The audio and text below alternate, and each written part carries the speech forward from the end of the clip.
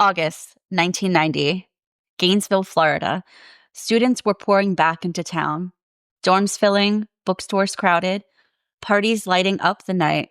A college city alive with possibility. And then, in the span of just 4 days, 5 students were murdered. Slashed, mutilated, posed like broken dolls.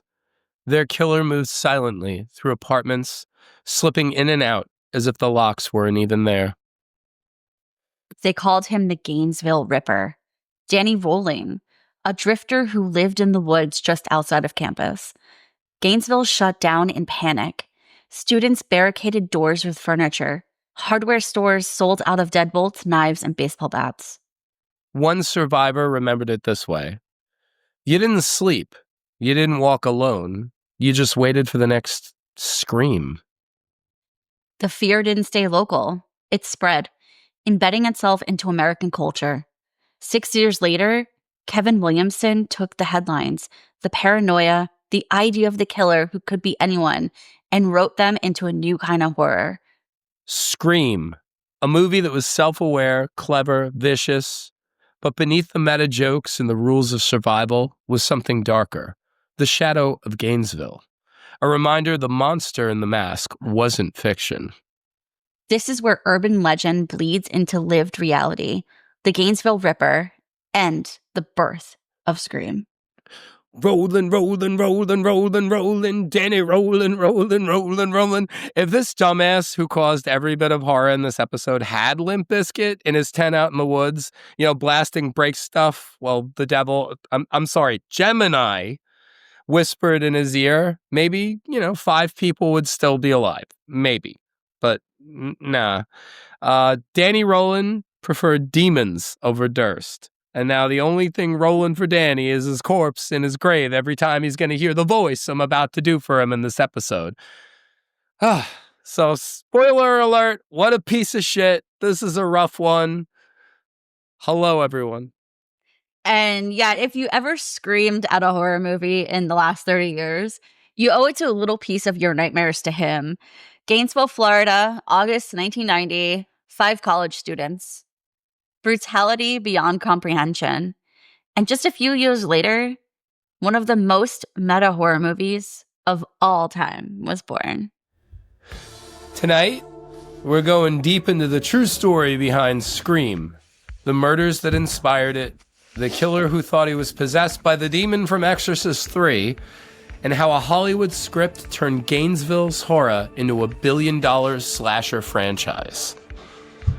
Welcome to the Fear Archive. Tonight, the Gainesville Ripper versus Wes Craven's 1996 classic, Scream. Quick heads up, this story's got real violence and disturbing true crime, but we tell it carefully and without blaming the victims. Think of it like wandering into a dark Florida forest. You could turn back anytime, but let's be honest, you're way too curious to stop now. And somewhere out there, Danny Rolling is living in a tent, watching, waiting, and playing awful freak folk on a broken acoustic guitar. That sounds like it sucks. But hey, we're not just spinning scary stories around the campfire.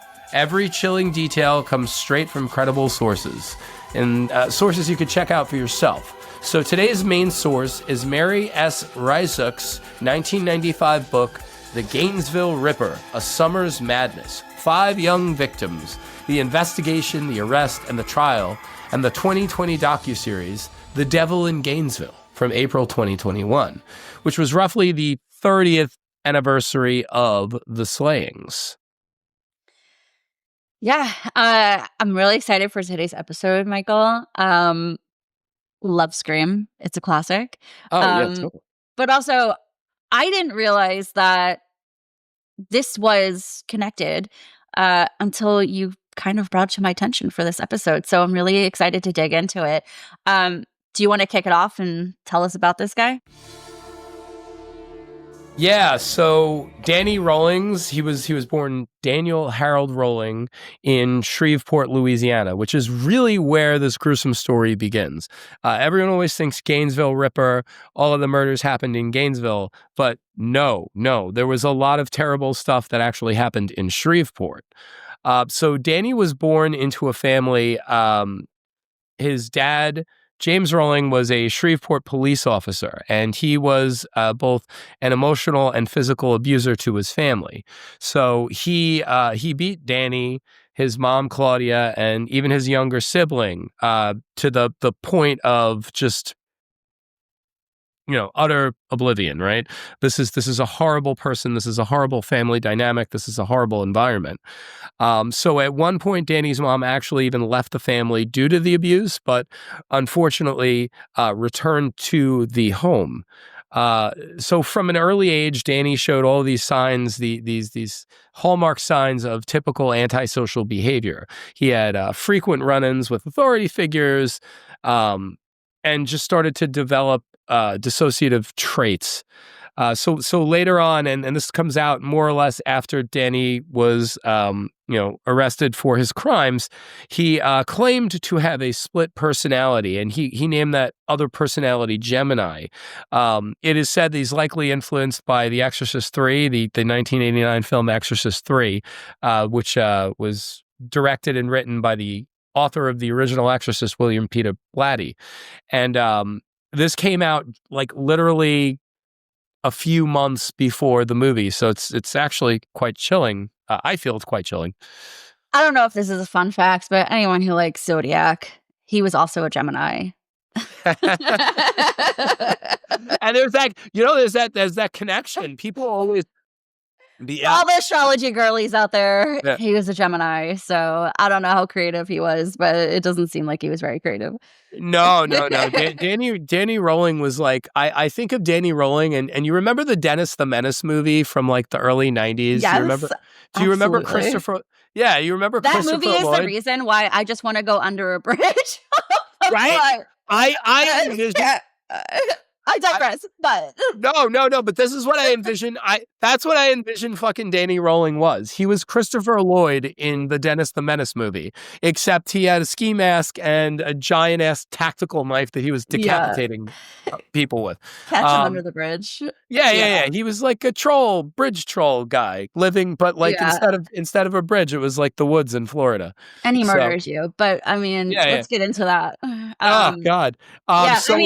Well, clearly, I think clearly we always see a correlation with, childhood trauma and abuse really affecting folks later in life. I believe when all the murders happened, he was around the age of 36. So I think before that, he did a lot of petty crimes. He couldn't hold jobs. And a drifter, like you were just saying, under the bridge.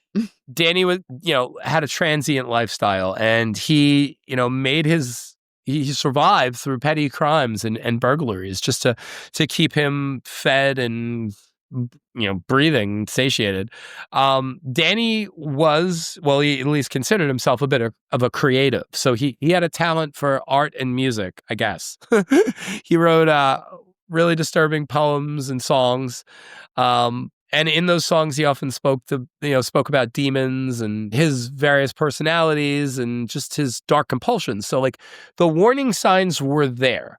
This was a guy who was talking about it for a long time and was not exactly an organized killer. So, in the pantheon of serial killers, I think I would say Danny Rowling was kind of similar to another serial killer I would love for us to cover on the show, Richard Chase, the Vampire of Sacramento. Have you ever heard of him?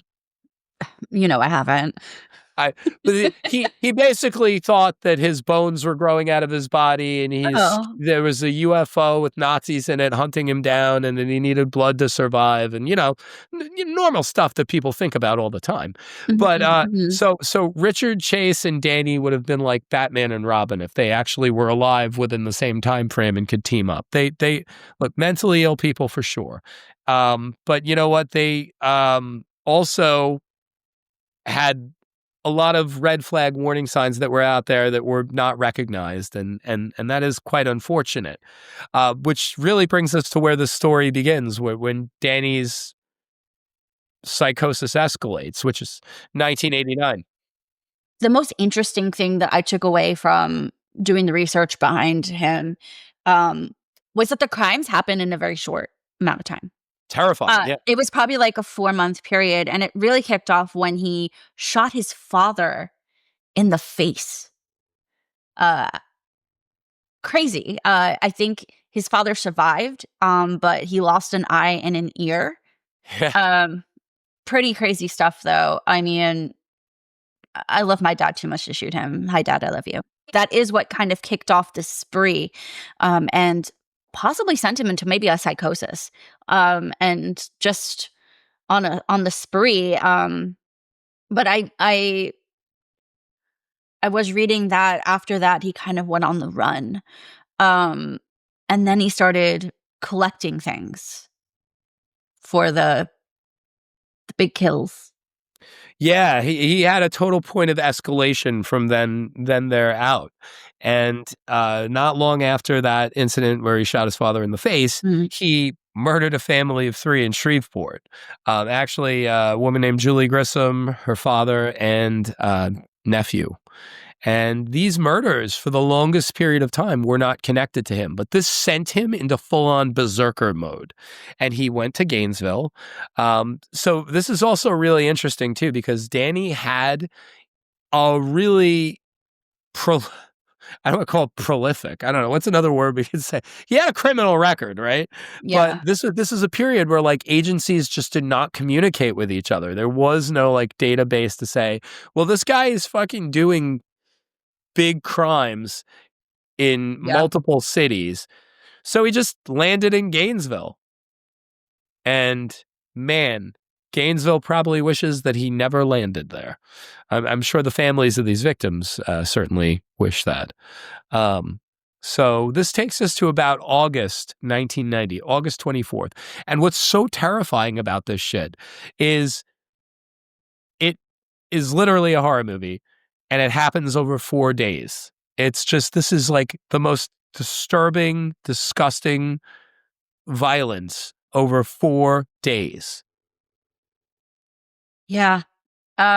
He was on campus. He was stalking women on campus.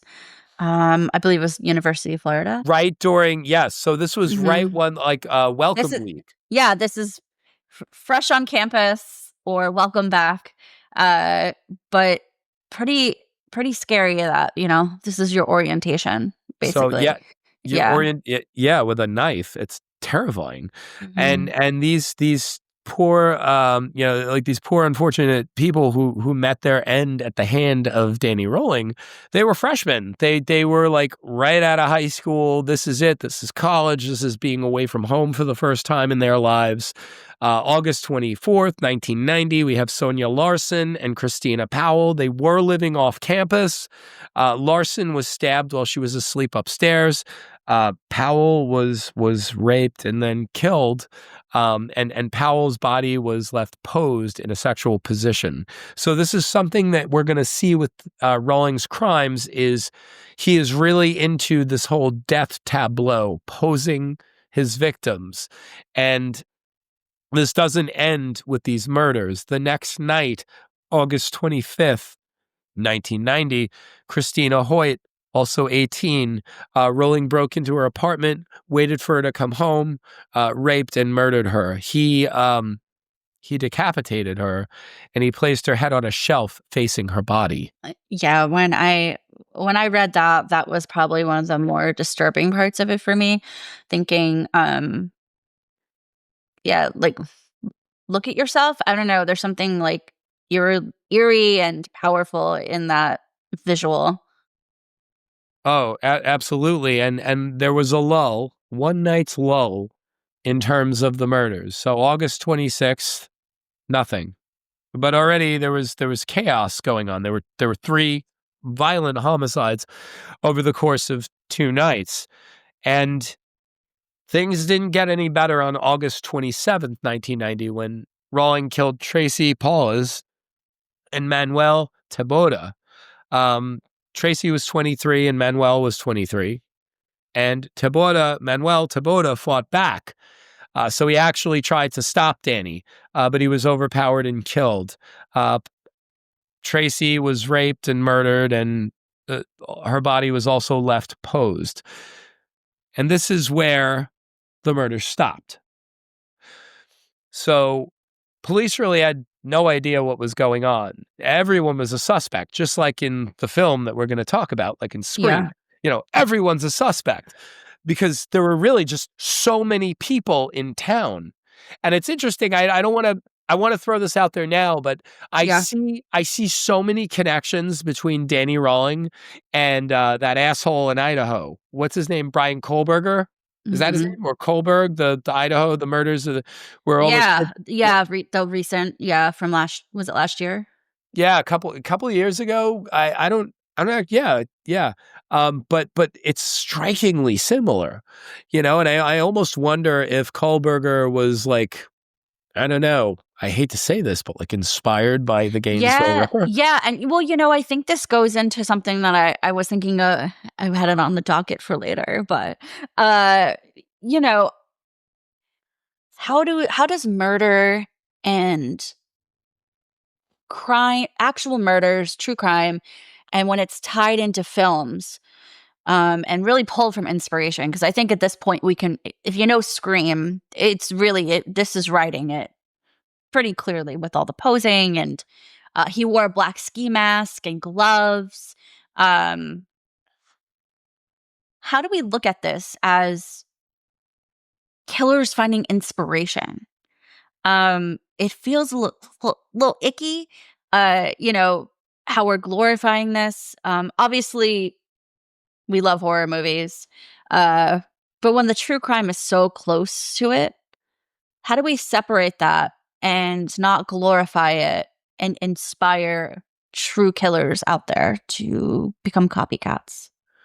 Right. And I feel like with the later Scream films, because I feel like we're going to totally dive into just like the Scream series as a whole once Yeah. we start. Yeah. Like I feel like with the newer sequels, which I'm a fan of, like I think I will go out there and I will die on this hill. I think I love every single Scream movie. I think they all bring like something unique to the table. And I think with the later ones, they really talk about this sort of toxic fandom, right? But around Yeah. serial killers and like how these like younger generations are inspired to commit their murders and do their Hmm. crimes around the previous generations. And I don't know. I wonder. I mean, I feel like Brian Kohlberger's like one of those like really unique psychopaths where like I don't know if I'm even, labeling him correctly, calling him a psychopath. I think he is a psychopath, but I think he might have been inspired by this.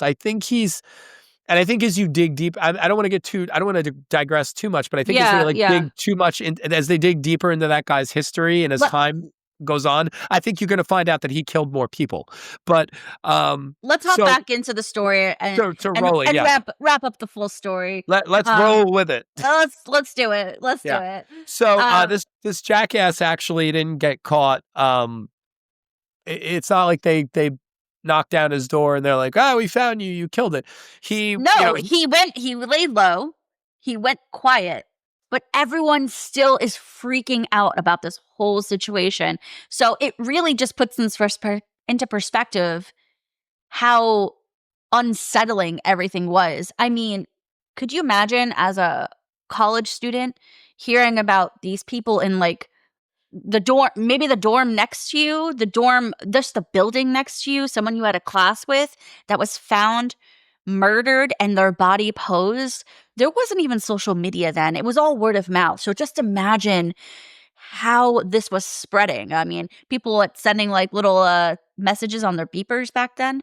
But but but no, in all seriousness, I mean, it must have been insane to live during that time in oh, Gainesville.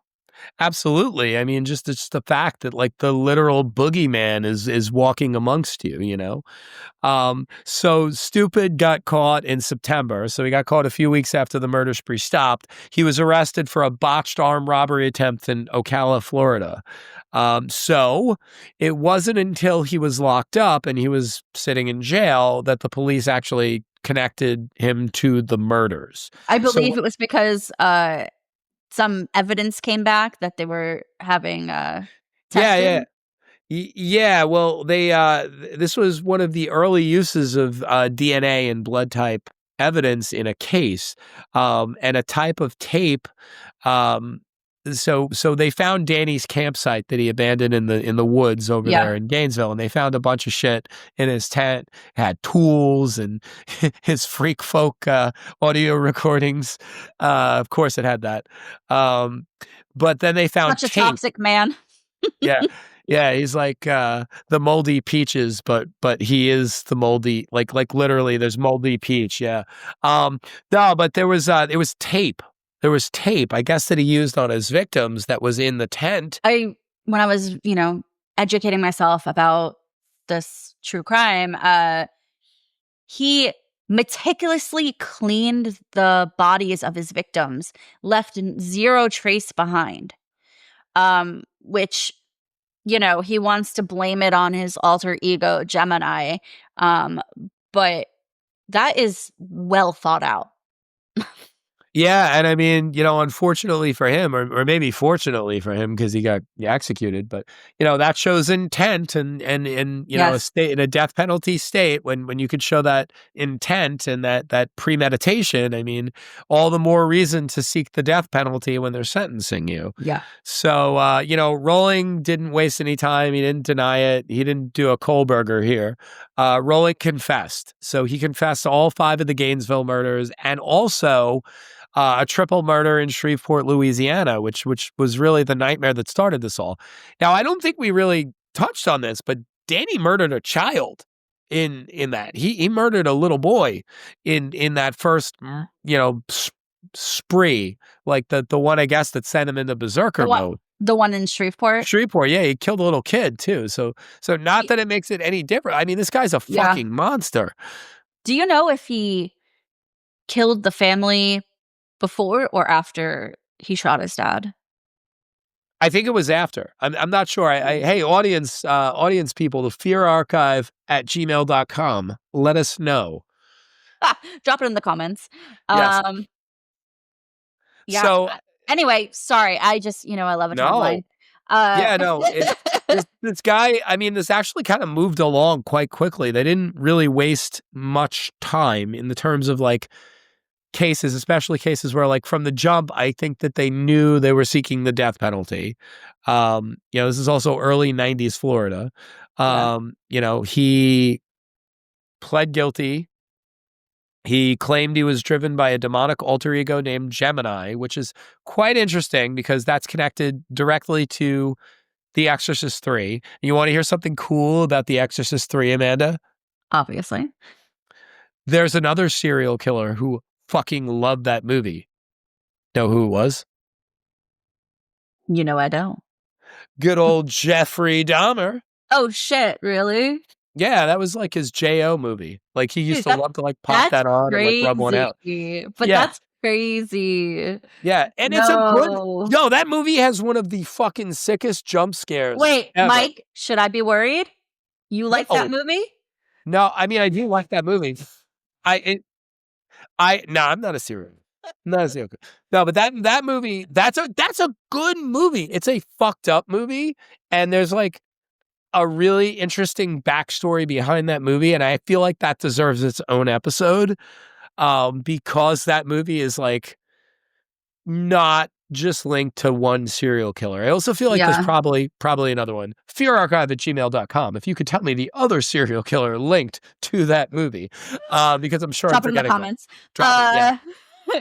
Okay. All right. He was executed. Lethal injection. Yeah. I mean, not more to say. Oh, I was reading his final meal. Sounds like it's straight out of Red. It looks like very Red Lobster. Lobster tail, butterfly shrimp, baked potato, strawberry cheesecake. I want that right now. Feed me. Went to Cheesecake Factory, but Yeah. Oh God, this is the best. This is the fucking best. So the man possessed by the demon, of course, at the end of it, finds God. And his last words, he addressed the families of the victims. He sang one more shitty Danny Rolling song, but it was not his own. It was a cover. It was a religious hymn about Jesus. So he was rolling on out. So Yeah, that's it. he was possessed by a demon, but then found God. They always do.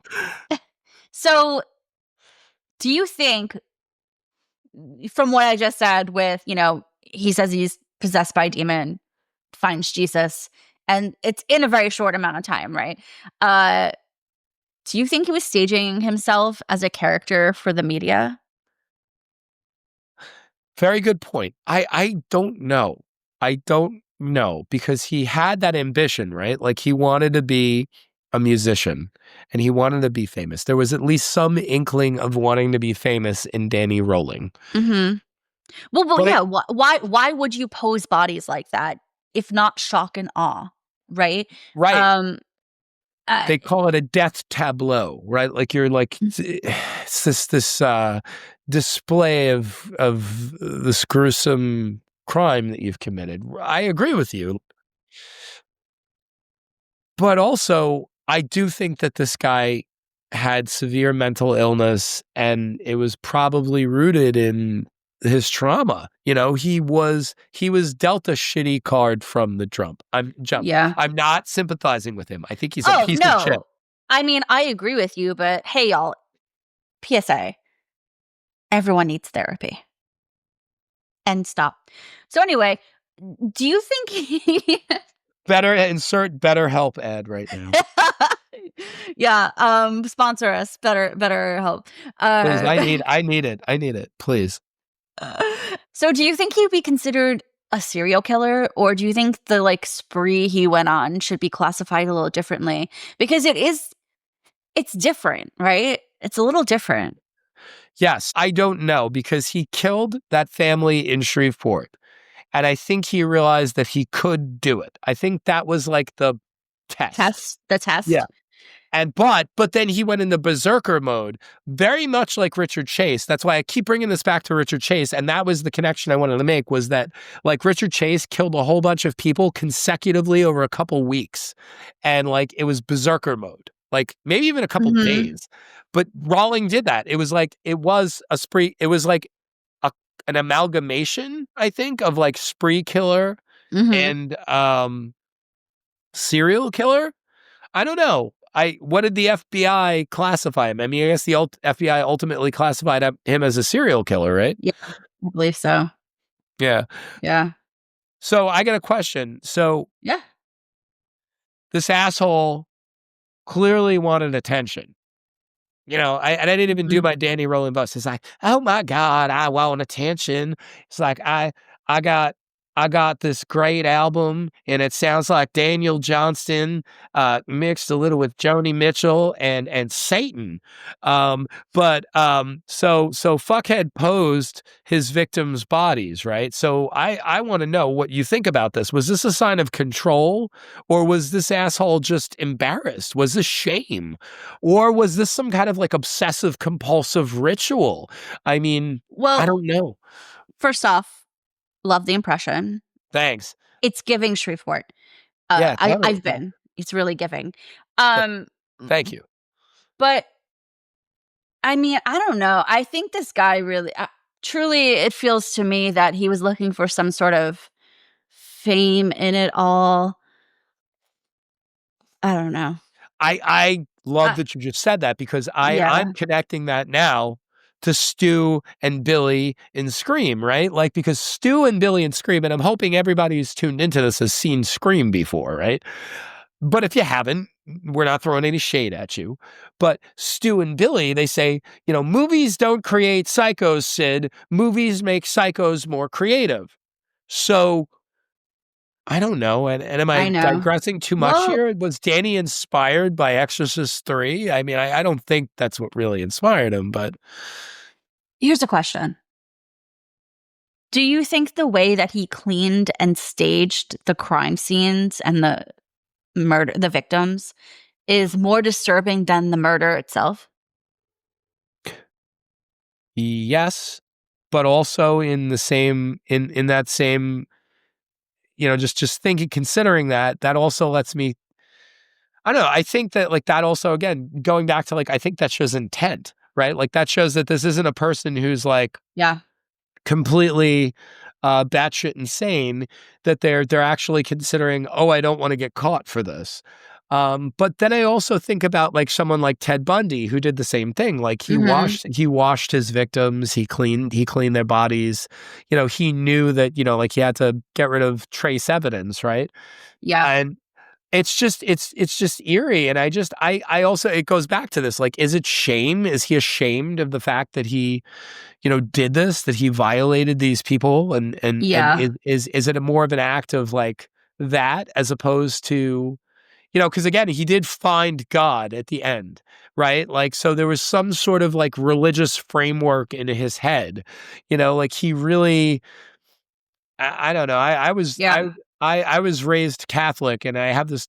I'm not religious, but I have this terrible Catholic guilt that has haunted me my entire life. And like, I feel like every religion has guilt that's attached to it. And I wonder, I'm actually, you've convinced me maybe he was guilty. Like he just felt the shame of the fact that he did these fucking terrible things. I don't know. I like that take. Thanks. Yeah. So this guy basically got the Admiral's Feast from Red Lobster as his last meal. R.I.P. Red Lobster. Listen, never forget. Red Lobster's still strong. Did you not hear about their boil bags? He would have loved the boil bag being from Louisiana. I mean, we don't have to dive into that. Let's not. He sounds like something like like boil bag sounds like something that he would like. He would have cleaned up after it. Anyway, go ahead. No, so like, do final meals and last words humanize monsters or just add to the myth? You know, I mean, this is a hard one, right? Because at the end of the day, yeah, we are all human. He did really fucked up things, like beyond fucked up, right? Does he deserve to eat a final meal? Does he deserve to get lobster? Or like, does he deserve just to get some slop from the prison kitchen? Does he deserve to have a meal? I don't know. And, you know, this is a really hard thing, like even death penalty in general. But, you know, when I had to put my poor cat Doyle, rest in peace, little Doyle, you know, I gave him all the things to eat when we had to put him down. So obviously, my cat was a killer, but not in the way that, you know, this guy killed. He got a bird or two in his day. But you know, I don't know. What do you think? It's a really tough topic. I mean, I know that they have since, like most states have since done away with like the extravagant last meal, but like if y'all want to go down a huge rabbit hole and watch your YouTube algorithm get like completely hijacked into something bizarre, look up the people who prepare last meals in the prison. It's like a sacred right for them. But no matter what, even if it's a sacred right for them, like states have cut funding for this. So like, I think the budget for your last meal is now like $20 or less. And with inflation, who knows? $20? 20 or less. Like it used to be like. Can you use your McDonald's points in the app? It has to be made in the prison. That's crazy. Yeah. So it has to be like, you can't get a Big Mac anymore. Like you have to get it made in the prison kitchen. But the people who prepare those last meals, there's a movie in there somewhere. It's like this sacred fucking thing, which I get it, you know? But yeah, how do I feel? Like, no, he didn't deserve that. He was a piece of shit. So I know, you're right. I don't know. I was just, you know, thinking generally, but for him, no, he should have not gotten what he wanted. They should have just put it like 5 feet in front of him and let him to waft the smell. Yeah. And just like had like the priest fart in his face or something. I hope he didn't get butter with his lobster. He probably did. But you know, adios, motherfucker. He is worm food. I am assuming he is either in an unmarked grave or cremated, and his ashes are, I don't know, in the bowels of a crocodile. Can I ask you a question? Yes. What's your favorite scary movie? Oh, it's my favorite scary movie. So let's jump into Scream, right? Let's jump into Scream. Yeah. A favorite I think a lot of folks really enjoy this movie. I know I did when it first came out. The opening scene, iconic. Uh, Go ahead. Yeah, Scream is one of those films that's like the biggest game changer of game changers. I think for the genre, and for me personally, it's one of those films that like is such a formative piece for me. Um, like most of those movies too are all ironically Wes Craven movies. Not ironically, I mean it's just so strange. Like Elm Street, Nightmare on Elm Street, and Scream are my favorite scary movies. But when Scream came out, it completely took the concept of what we know of horror movies to be and turned it on its head. So, you know, all of the praise and platitudes aside, are there connections between Wes Craven's Scream and the Gainesville Ripper? Yes, totally. And there is a great story that I will share when you are ready. That is the true story because it was like one of the OG stories Kevin Williamson shared about the origins of Scream. Hey, He may have, Mike, yes. I'm ready. Tell me. So Kevin Williamson, I think, started out as an actor, right? Like he wanted to break into being an actor. Kevin, I am a fan. I am a huge fan. I'm a diehard fan. But here's the deal. From what I remember from early Kevin Williamson interviews from like 96, 97, I remember him saying that he was house sitting for a friend either in Florida, because he's from the South, Kevin Williamson originally, or maybe he was living in LA at the time, and he saw like a 2020 story about the Gainesville Ripper, and he got really freaked out because he heard a sound in the house, and he was on the phone with a friend, and he made the friend stay on with him on the cordless phone as he went room to room with a butcher knife to make sure there wasn't a prowler in the house. And I think as I recall this story from many years ago, that's how he got the idea for Scream. I mean, it sounds like the first, what, 10 minutes of the movie?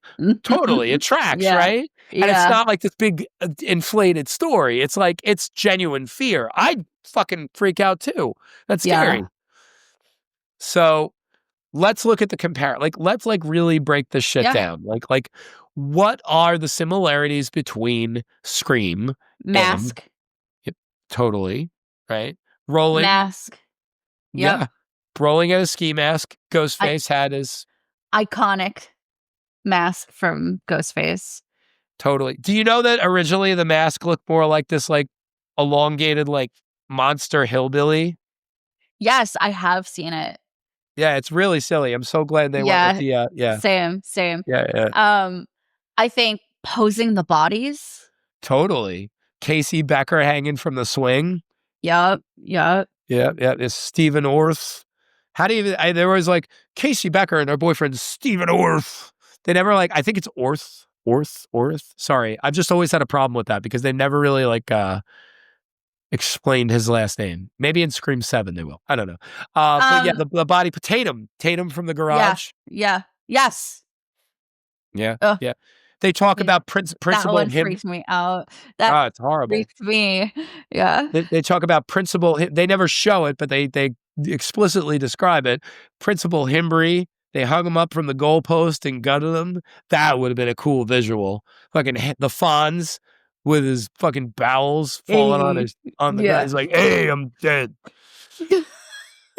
Really jumped the shark this time. So, I got macular degeneration. Obviously the killer taunts the victim over the phone and Scream, iconic. Had the voice changer. Rowling didn't necessarily call his victims, but he did make the creepy ass recordings, confessing to the murders, writing poems. I think I wrote one of them down right here. One of the poems read, "You're not the only one. There's others too. No one knows what it's like to be me." Ooh, can we stop on that and just like dissect that? No pun intended. It's giving Gemini. Right. Yeah. I don't So know. to me, that also shows somewhat like intent. Like he knows he's doing something wrong, Yeah. you know? It's just creepy. It is totally creepy. Yeah. But let's talk about motive, right? Yeah. So, in Scream, Billy, I would say Billy Loomis's motives for killing the people that he kills in the movie. I mean, I guess he kicks it off, right, by killing Sydney's mom, by killing Maureen Prescott, right? I think Billy's motives were like more related to family trauma. And you know what? Danny also had family trauma. I mean, he was Yeah. As we horrifically discussed. he was bruised, abused by his father. Terrible, terrible stuff. I guess was Stu just like the dog, like he even calls him like a little lap dog, right? Like at one point, like Yeah. Randy calls him like a little And lap dog. I mean, that's kind of what his personality was too, right? It's like he'll do what you say. You know, Lapdog for there sure. he's coming back for the new one. Ooh. So spoiler alert, earmuffs. So the buzz is that the new killer in Scream 7 is using AI to replicate all of the previous killers. And Stu is like, I think by the time this drops, we probably have the Scream 7 trailer, but apparently Matthew Lillard leads the whole trailer with his creepy voiceover. So I can't wait. I love him and I love Scream. So I uh, love Matthew Lillard. yeah, I'm excited for him to come. Yeah. But multiple so yeah, motives. So back on the motives. So shit, both of these guys were inspired by movies. Yeah.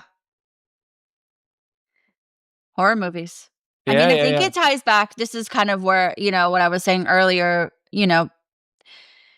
are we inspiring new killers with these movies and talking about true crime? I mean, I think these are stories that we should not talk about. I think folks need to be aware of, the past comes back to haunt us.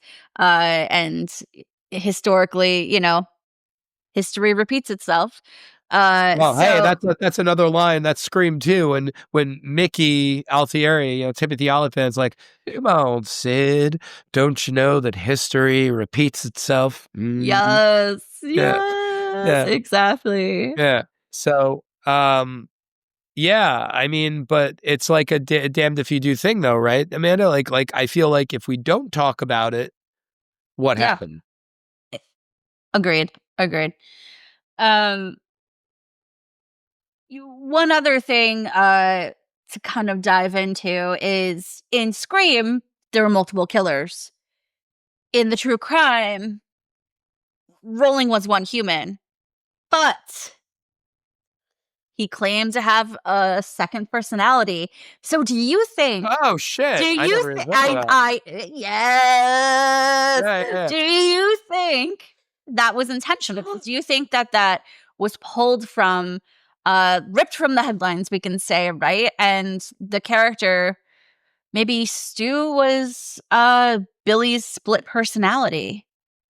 Oh man, I would love to bring Kevin Williamson onto the show to talk about this. Hey, Kevin, if you're listening, the Furark at Gmail.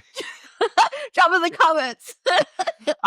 No, I've never thought about that, but I think that's really interesting, and I don't know. That's really cool. Yeah, I kind of want to watch it again tonight and see if the theory is Same, there. Yeah, same. I love a good conspiracy theory. Conspiracy theories aside, how cool would it have been to drop a TV on fucking Danny Rollins' head? Yeah, before he murdered. Yeah, that would have been great. Like while he was in Street Party, Time machine. but But then we wouldn't have gotten Scream. I mean, yeah, no.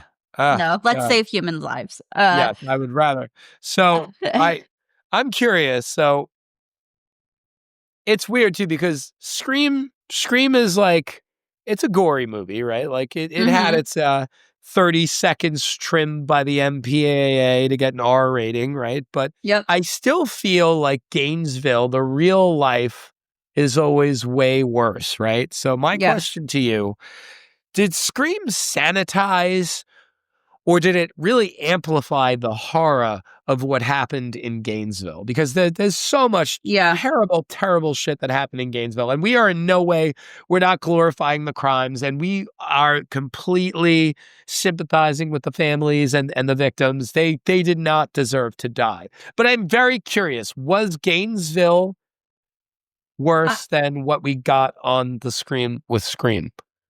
I believe the true horror of Gainesville was worse than what we saw on Scream.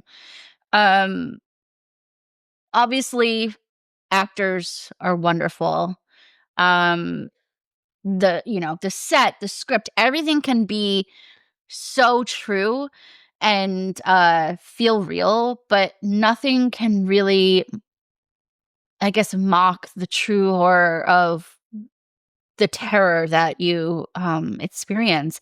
Um, I think the 4 days, was it 3 or 4 days, Yeah. when it was happening, that was probably some of the scariest moments in some of these folks' lives.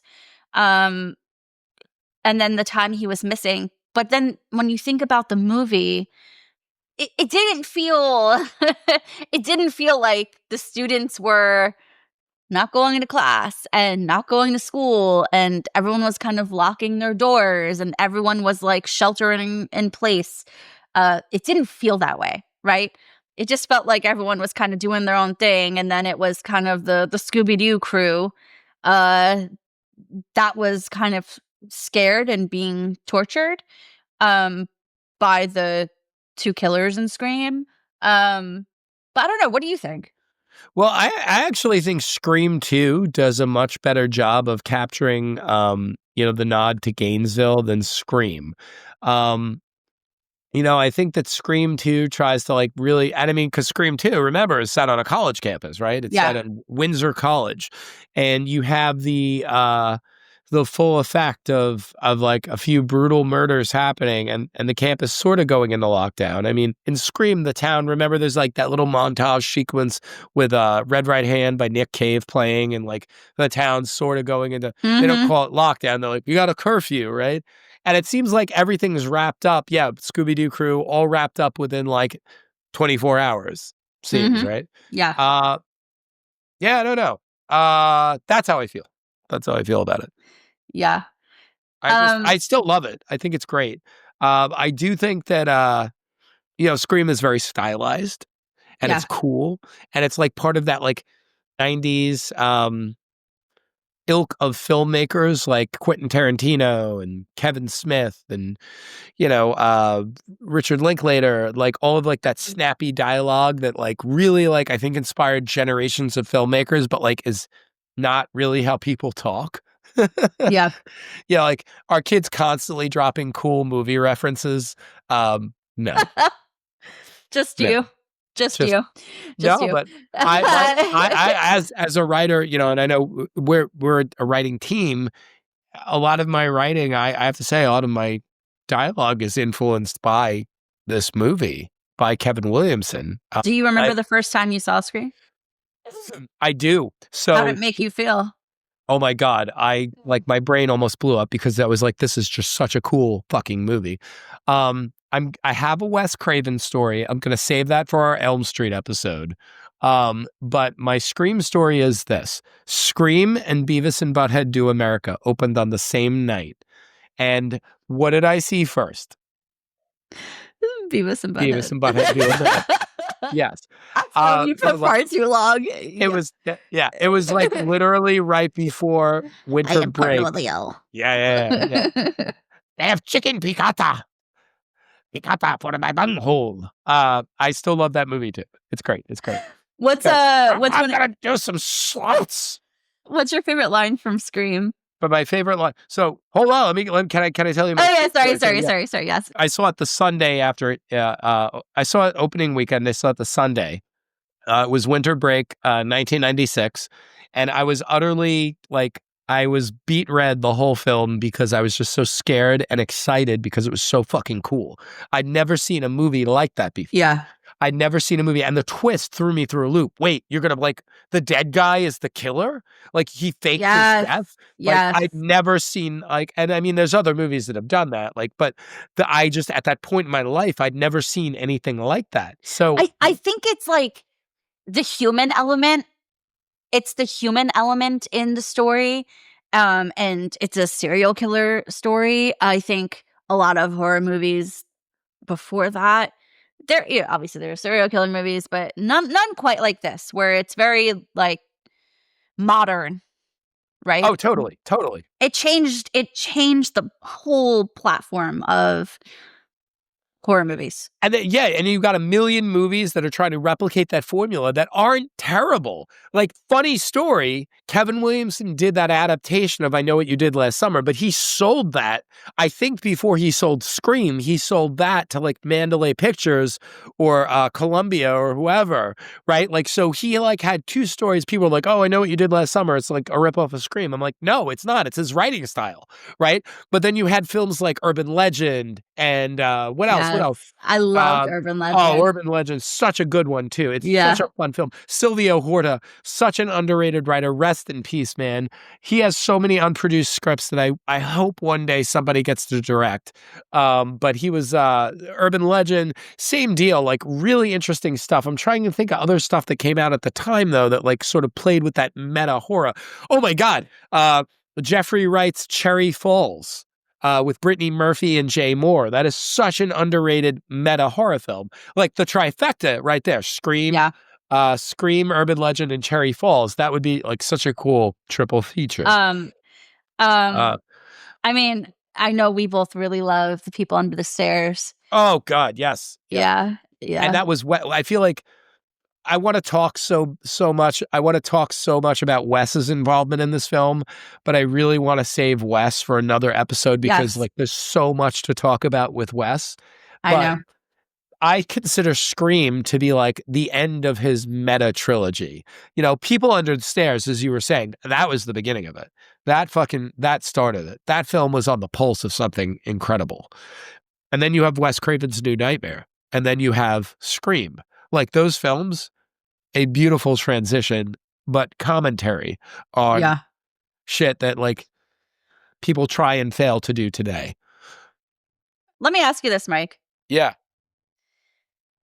How do you feel about the rules that Randy lays out? Do you feel they're still relevant? To go over them, the rules of surviving a horror movie. You can't have sex. Oh, bummer. You can't drink or do drugs. And never say, I'll be right back.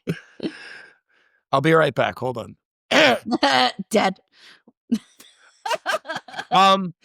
He's recognizing the tropes that were like in those films that they were discussing, right? Like okay, the big one in Scream is Halloween, which like I look at Halloween and I'm just like waiting for Halloween is like not just teenagers banging in a house, like the opening. Well, no, too, because like technically, Judith Myers has sex with her boyfriend in that opening scene. It's the quickest sex ever, but they have sex in that opening scene. So technically, there's two sex scenes in Halloween. Yeah, technically, right? Unless you count the scene with Dr. Loomis and himself in the truck stop bathroom that was cut from the movie. That was not real. That's not real. Not real. Donald, R.I.P. Donald Pleasance. Donald would be like, "You son of a bitch." And Michael. I think that the rules were threaded into the fact that like he was speaking about the tropes that were, relevant to the films that he was watching in his world, in Randy Meek's world. So at the time, were those rules relevant? Yes. But now I am curious for Scream 7, will Kevin Williamson have a scene where they talk about surviving a scary movie in 2025? Let's come back to it. We'll see. Yeah, let's come back to it. But let me ask you. That's a soundbite. Yeah. That is a soundbite. Do you think that the rules are still relevant? I mean, I think to some degree, yes. I think perhaps writers don't really take that into account anymore. But there was a time where I think up until recently, yes. But I mean, if you look at horror movies in general, I think like a lot of times they're always saying, "I'll be right back," and it's like, no, no, girly, don't do it. Come Yeah. back. Don't No, go into yeah. that basement. What are you doing? Right. Don't Yeah. not a good idea to go into the barn to play with the fucking kittens, Yeah, no, bring a friend. Let's bring a Yeah. friend and a And weapon. yes. And the Every car time keys. And the car keys. yeah, anytime I go into my garage, I am a grown ass woman, but sometimes I'm scared and I'll go, "Hello." It's dark. I mean, I can't. I'm shook. I can't. It's deep in my core of my human self to be scared. Um, But to your yeah, point, absolutely valid. yeah, Absolutely valid because I'm going to bring him back up. Brian Kohlberger. That's a fucking horror movie. yeah. That is terrifying. I think I don't know.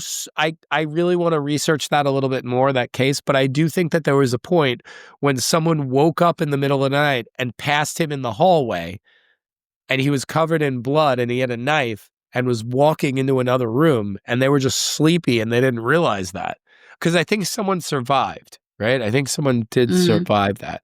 But that's Starry Eyes. That's a scene from Starry Eyes. There's literally a scene at the end of, spoiler alert, the end of the really awesome movie by Kevin Kolch and Dennis Widmeyer, Starry Eyes, where at the end of the movie, the lead, she's goes to a house where all these actors are renting and living together, and she kills them all. And there's a scene when the character passes her in the hallway, and she's like covered in blood. And that happened before Kohlberger, but like I just think about that shit, and I think about like where we're at now, and like the Brian Kohlberger stuff only happened like within the last 2 years, and the tropes that Scream was playing into, mm-hmm. are tropes from 40 years ago, almost 50 years ago, right? Yeah. But I think they're still relevant. Yeah, I agree. I tried asking you this before, but it was in the middle of something else. I got a little too excited. But what's your favorite line? What's your favorite line from Screen? Movies don't create psychos, Sid. Movies make psychos more creative. I love that line. Yeah, I love that line too.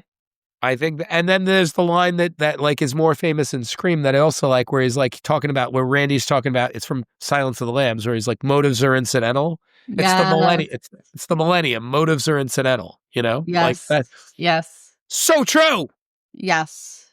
But we have to talk about, there's so much more we could talk about with Scream, because like that whole line that we just talked about, movies don't create psychos, movies make psychos more creative. Scream 3 got completely retooled. Did you know this? This is fun fact.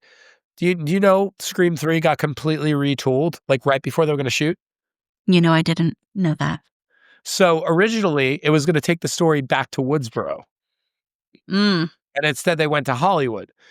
But because of the horrific and unfortunate events of the Columbine massacre, they had to completely retool the script because the script had... Interesting. Yeah. Interesting. So Yeah. apparently the script had a group of kids who were obsessed with Stu and Billy replicating the murders in Woodsboro. And I guess that just did not sit well in the zeitgeist of the times. Yes. So they had to retool the script. They kind of later did that though with Scream 4 and a little bit with Scream Mm-hmm. 5, like they kind of did that story eventually. But yeah, interesting change. So instead they brought the story to Hollywood. Yeah. Creepy place still, but Hollywood. Yeah. yeah. But this has been really dope. I think I could go so much longer talking about this series and this film and Yeah. what I do mean, you think though? yeah.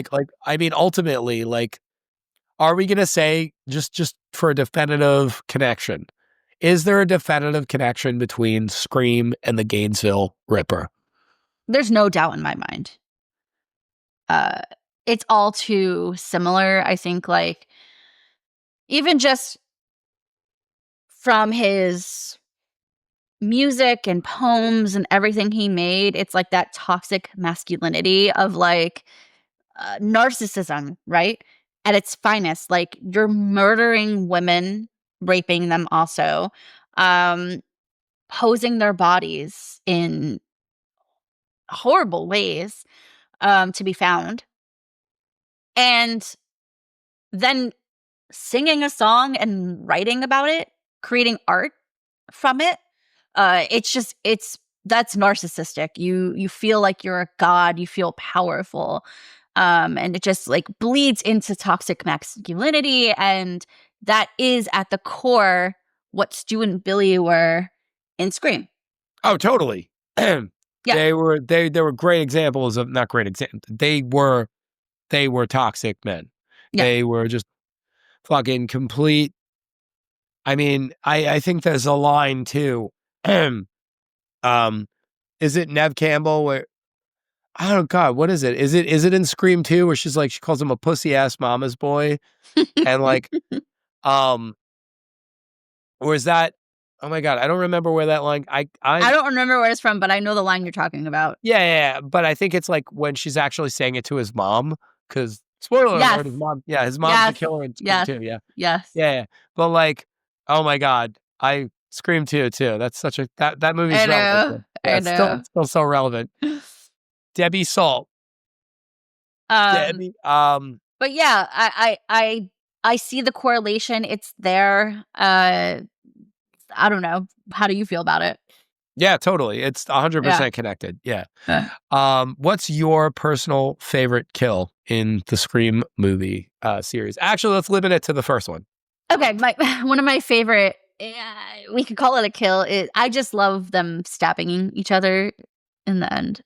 He's like, you're coming too deep. I'm feeling a little woozy, man. I'm feeling a little woozy, man. Yeah, you hit me with the phone, you dick. It's the darkest comedy that you could ever witness in the most like horrific scene of just the blood looks so real. Like the life draining out of them was so real. I really love that scene. Stay to the side and don't go too deep. Yeah. You got me too deep, man. I think I'm dying here. I love Matthew Lillard. Oh, come on, Matthew Lillard, please come on our show. You know, funny thing about that, the scene when he hits him with the phone, you know, that was a complete accident. No, and that makes it even better. Are you kidding? Yeah, that's why it was an actual. Better. It was an actual reaction from Matthew Lillard because he was hurt, because the Cairo syrup like usually makes shit sticky, but I guess it made it slippery, and he threw the fucking. He was just supposed to like shake the phone at him, and it hit him in the fucking head. They're like, we're keeping that. Oh, totally. Also, where's the medic? Yeah. Where's the set medic? Yeah. Oh, that had to be a fun set. But yeah, I think that like this is definitely one of those clear connections. Like, would have Scream existed? By the way, you know, Scream was originally called Scary Movie. I do know that. I do know that fun fact. Look at me. Yeah. But yeah, I thank God they didn't, because it really lent itself to one of my other favorite franchises, Scary Movie. Yeah. I'm so excited for the new one. We're rebooting, love it. Yeah. Let's see what tickles the ear this time. Let's see. For all you Scary Movie fans, you know that reference. Yeah. Anyway, I wonder if the vacuum cleaner thing is gonna. I wonder if that's gonna come back too. I know. I think about Scary Movie too. Grab my strong hand. It's like insane. The most insane. Chris Elliott. Man. Oh man, Chris Elliott. He's a great actor. All right, so let's tie this all together before the audio apocalypse hits. Gainesville, 1990. Danny rolling. Terrorizes a college town for 5 nights. 5 students, 5 nightmares, staged bodies, hallucinations, satanic self-importance, and yes, terrible acoustic ballads.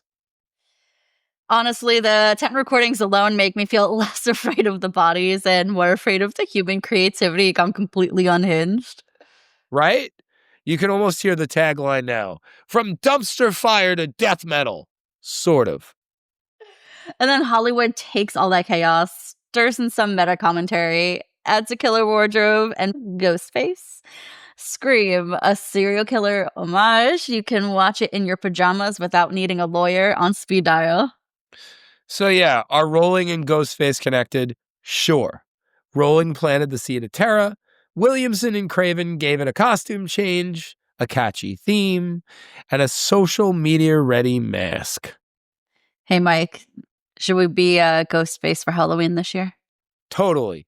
I'm totally down. I want, like, none of the actual costumes that they sell in the store are the movie costume. Like, there are, like, these specialty places on, like, Etsy that actually make the one that, like, zips.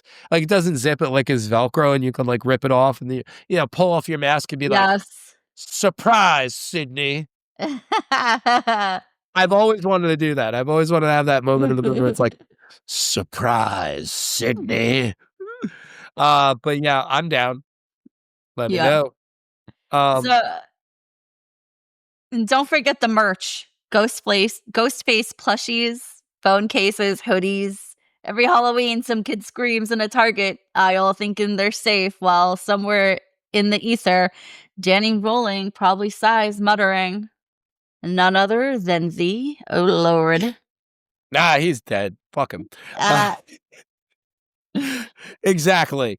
Rolling wanted notoriety, and in the weirdest cosmic joke, he got it. Really, this fucker got it.